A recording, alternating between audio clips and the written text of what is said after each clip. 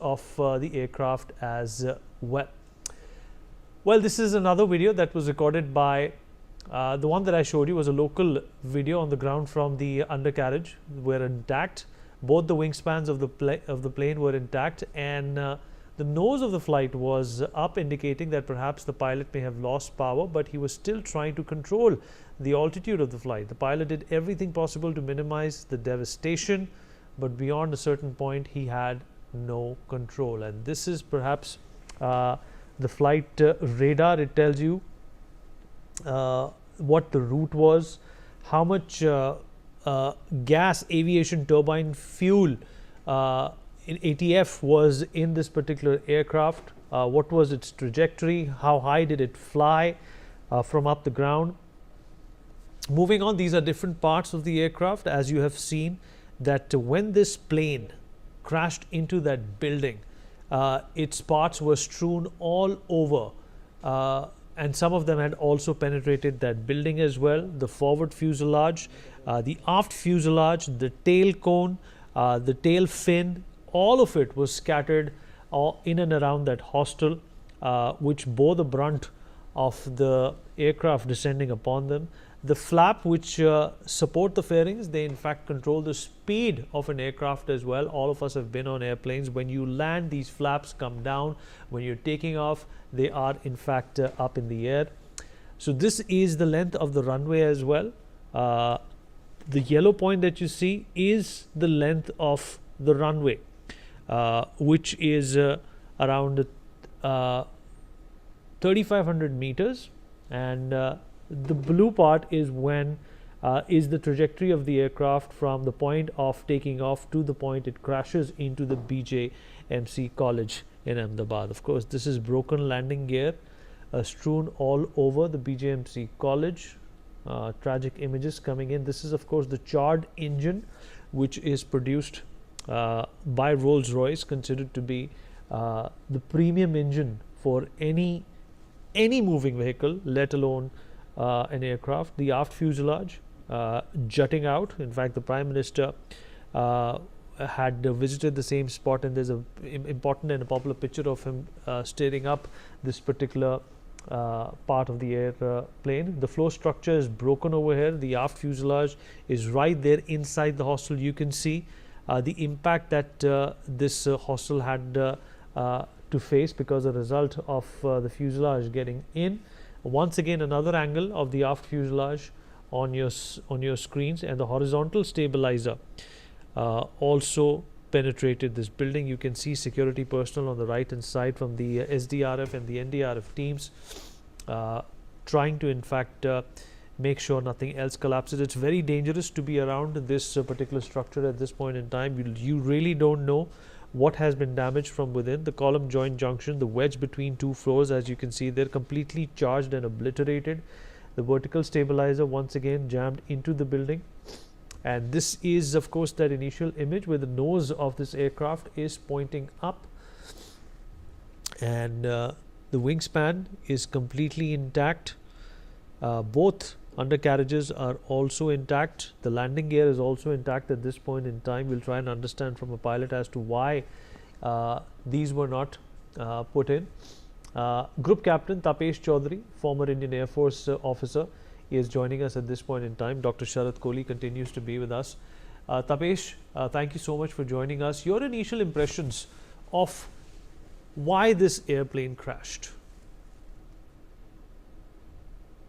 Yeah, so Go on, I can hear you. yeah, so see, all these things we are talking about without any concrete evidence may come actually in the category of speculations only. So that is the first part. But second part, till the time you don't speculate, you cannot cover the all possibilities. So speculations are also important, why it would have happened. So now, if we talk about a normal general incident, because this is a rarest of rare incident, which has happened probably 1 in 1 million. See, any major incident happened in Air Force also, in a particular fleet. So generally, to investigate that incident, the whole fleet is generally grounded, because it does not matter the aircraft has flown for 10 years and without any incident.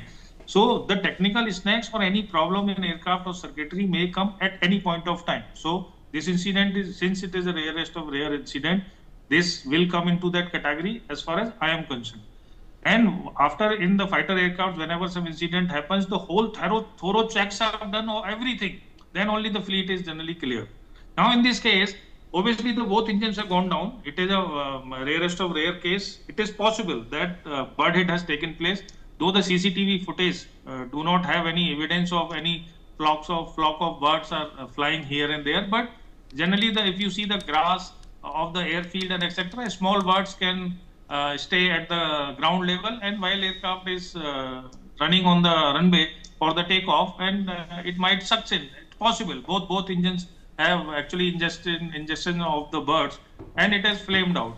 And aircraft once pulled off, obviously it has some momentum and thrust. It goes up to a point, and after that it goes down. But Tapesh, just for my knowledge, if a bird hit has taken place in one of the engines, are you saying that the other can't support the aircraft?